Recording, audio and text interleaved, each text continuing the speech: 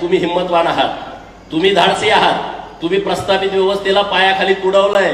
एकदा नाही, दोनदा नाही, तीनदा नाही, 4 वेळा तुडवलंय. मंत्री झाल्यानंतर आता सदाभाऊले पोटात कळा उठल्या. लोकांनी तुम्हाला बदनाम करण्याचा प्रयत्न केला, पण तुम्ही त्यांचं बाप निघाला. तुम्ही शांत राहून असा गेम करून टाकला की आता वाचवा वाचवा वाचवा म्हणायची वेळ लोकांच्या वरती आलेली आहे.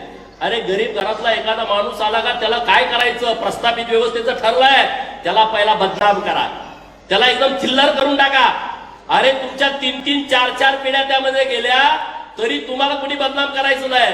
परंतु एखादा सर्वसामान्य कुटुंबातला कोणी माणूस आला, तुमच्या विरोधात आवाज उठवायला लागला, तर त्याला डॅमेज करून टाका, त्याच्या चारित्र्यावरती संशय घ्या, त्याला काहीतरी नावं पाडा किंवा त्याच्यावरती कुठंतरी गुन्हे दाखल करा.